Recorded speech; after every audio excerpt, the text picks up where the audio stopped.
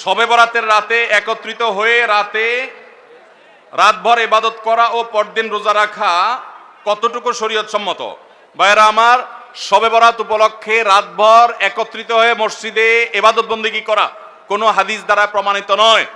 এবং দিনের বেলা যে রোজা, এই রোজা শবে বরাত উপলক্ষে না, এটা হলো শাবান উপলক্ষে রোজা।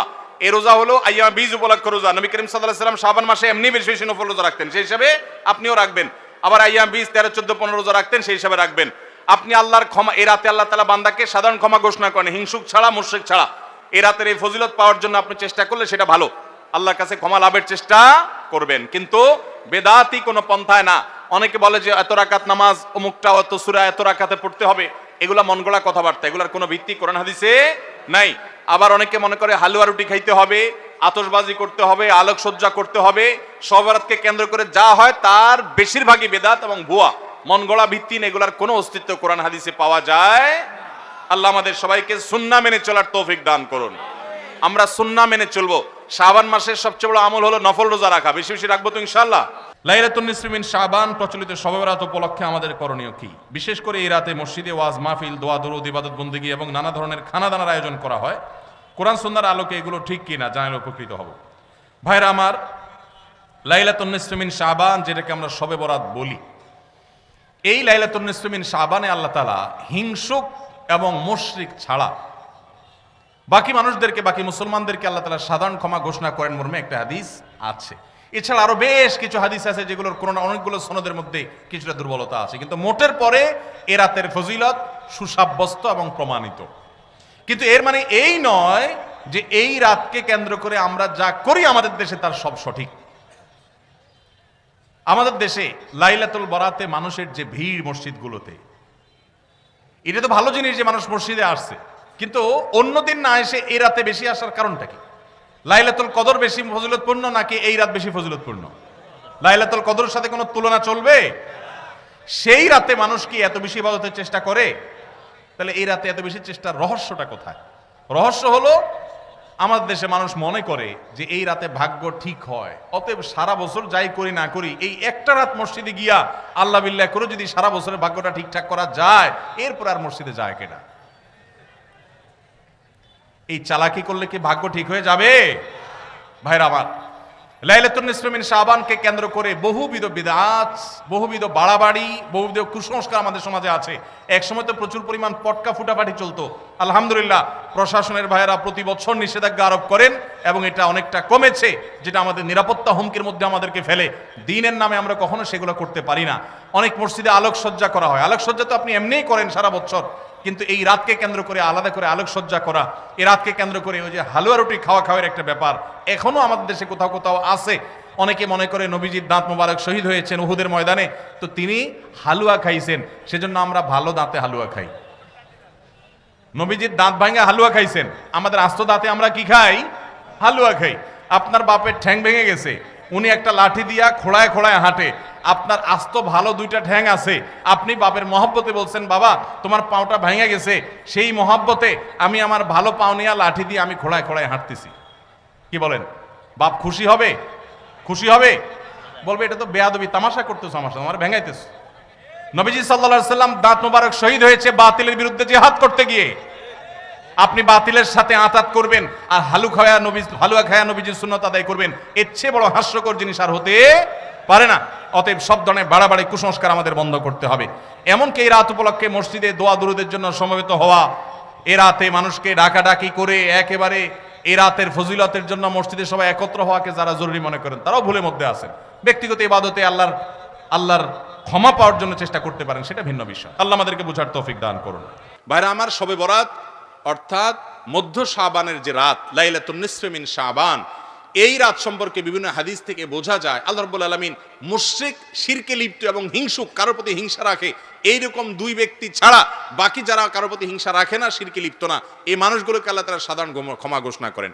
এবং এই রাতের ফজিলত সম্পর্কে অনেকগুলো হাদিস আছে, সেই হাদিসগুলোর বেশিরভাগের সনদের ব্যাপারে মুহাদ্দিসদের রেকমেন্ড হলো, মূল্যায়ন হলো যে সেগুলো দুর্বল, কিন্তু সবগুলো হাদিসকে একত্র করলে এই রাতের ফজিলত একেবারে অস্বীকার করার সুযোগ থাকে না।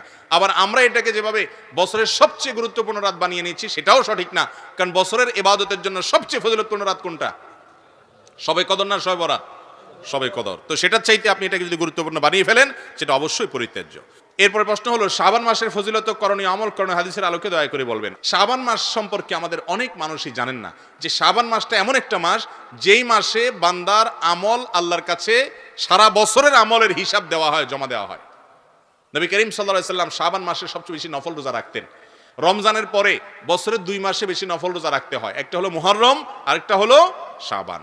নবী করিম সাল্লাল্লাহু আলাইহি সাল্লাম সম্পর্কে আমাদের আয়েশা রাদিয়াল্লাহু তাআলা আনহা, উসামা ইবনে যায়েদ রাদিয়াল্লাহু তাআলা আনহু আর বিভিন্ন হাদিস সাহাবীরা বর্ণনা করেছেন যে তিনি শাবানে যত রোজা রাখতেন রমজানের পরে অন্য কোনো মাসে এত রোজা রাখতেন না। আমাদের আয়েশা রাদিয়াল্লাহু তাআলা এও বলেছেন কানা ইয়াসুমু শাবানা ইল্লা কালিলা, নবী করিম সাল্লাল্লাহু আলাইহি সাল্লাম গোটা শাবান জুড়ে রোজা রাখতেন, কয়েকটা দিন বাদে। শেষের দিকে রোজা রাখতেন না, শাবানের শুরুর দিকে বেশি বেশি রোজা রাখতেন। শাবান মাস সম্পর্কে একজন সাহাবী জিজ্ঞাসা করেছেন, ইয়া রাসূলুল্লাহ, আমি আপনাকে শাবানে বেশি রোজা রাখতে দেখি, এর কারণটা কি? তিনি দুটি কারণ বলেছেন। এক নম্বর কারণ হলো তিনি বলেছেন এই মাসে বান্দার আমল আল্লাহর সামনে পেশ করা হয়, ফেরেশতারা হিসাব জমা দেয়, সারা বছরের রিপোর্ট জমা দেয়। তো আমি চাই আমার রিপোর্ট যখন জমা দেওয়া হবে ওই টাইমটাতে আমি একটু আমলে থাকি, রোজার মধ্যে থাকি, যাতে করে আমার আমল নামা জমা দেওয়ার সময় আমাকে আল্লাহ ইবাদত অবস্থায় দেখেন। কোনো মালিকের ডিউটি করলে মালিক হঠাৎ করে এসে গেছে ইনভেস্টিগেশনে বা সাইট ভিজিটে, ওই টাইমে যদি কর্মচারী বা কাজের লোকটা কাজে ব্যস্ত থাকেন, মালিক ওই অবস্থা দেখে তার কাছে ভালো লাগবে। এই জন্য শাবান মাস নবী করিম সাল্লাল্লাহু আলাইহি সাল্লাম নফল রোজা বেশি বেশি করে রাখতেন। বান্দার আমল নামা প্রাত্যহিকভাবে সকাল সন্ধ্যায় 2 বার জমা হয়, সাপ্তাহিকভাবে বৃহস্পতিবার জমা হয়, আর বাৎসরিকভাবে জমা হয় কখন? শাবান মাস। আর দ্বিতীয় কারণ হলো শাবান মাসে নবী করিম সাল্লাল্লাহু আলাইহি সাল্লাম বেশি বেশি রোজা রাখতেন। এর কারণ হলো এই মাসে মানুষ গাফেল থাকে, ওই যে রমজানের ব্যস্ততা, যে রমজান আসলে তো ইবাদত করবই, এই জন্য আগে থেকে আর করে না। রজব মাস সম্মানিত মাস, রমজান মাস শ্রেষ্ঠ মাস, মাঝখান দিয়ে এই মাসটা গাফেল থাকে। তো নবী করিম সাল্লাল্লাহু আলাইহি সাল্লাম এই মাসে বেশি বেশি নফল রোজা রাখতেন। এই জন্য শাবান মাসের শ্রেষ্ঠ আমল হলো কি করা? নফল রোজা রাখা। 2-4টা করে শুরুর দিক থেকে রাখার চেষ্টা করতে হবে। আল্লাহ আমাদেরকে আমলের তৌফিক দান করুন। এরপরে প্রশ্ন হলো রাসূল আকরাম সাল্লাল্লাহু আলাইহি সাল্লাম রুকু সিজদায় কয়টা দোয়া পড়তেন এবং সেগুলো কি? ভাই, রুকুতে সুবহান রাব্বিয়াল আযীম আর সিজদায় সুবহান রাব্বিয়াল আলা, এই 2টা দোয়াই আমাদের মুখস্থ। মজার বিষয় হলো আমাদের নবী করিম সাল্লাল্লাহু আলাইহি সাল্লাম রুকুতে শুধু এই 2টা দোয়াই পড়তেন না, আরো একাধিক দোয়া তিনি পড়তেন। কি পড়তেন আমরা অনেকে জানি না, একটু শুনে রাখি, চেষ্টা হলে মুখস্থ করি, মাঝে মধ্যে চেঞ্জ করি। অনেকে নামাজের মধ্যে মনোযোগ না থাকার অভিযোগ করেন। নামাজে মনোযোগ আনার একটা বুদ্ধি হলো রুকু এবং সিজদার তাসবিহগুলা, বৈঠকের যে দোয়াগুলা, দোয়া মাসুরের জায়গাতে, এখানে নবী করিম সাল্লাল্লাহু আলাইহি সাল্লাম থেকে যে বিভিন্ন দোয়া আছে, মাঝে মধ্যে ভিন্ন কোনো দোয়া আপনি পড়ার চেষ্টা করেন, দেখবেন আপনার মনোযোগ আসবে। ওই অটোমেটিক সুবহান রাব্বিল আযীম সুবহান রাব্বিল আলা পড়তে এমন একটা অবস্থা হয়ে গেছে, ওইটা জেনে বুঝে আপনি পড়েন অথবা না বুঝেও পড়েন, গড়ে পড়া হয়ে যায়, গড় পড়তা। এই জন্য মাঝে মধ্যে অন্যটাও পড়বেন। আর কোনটা পড়বেন? রুকুতে সুবহান রাব্বিল আযীম, সিজদা সুবহান রাব্বিল আলার পাশাপাশি সুবহুন কুদ্দুসুন রব্বুল মালাইকাতি ওয়ার রূহ, সুবহুন কুদ্দুস রব্বুল মালাইকাতি ওয়ার রূহ, পবিত্রতা বর্ণনা করছি আল্লাহ রাব্বুল আলামিনের, যিনি ফেরেশতাদের রব পালনকর্তা এবং জিবরিলের পালনকর্তা। তো এইভাবে তাসবিহ পেশ করা, এটাও রুকু সিজদাতে সাবিত আছে।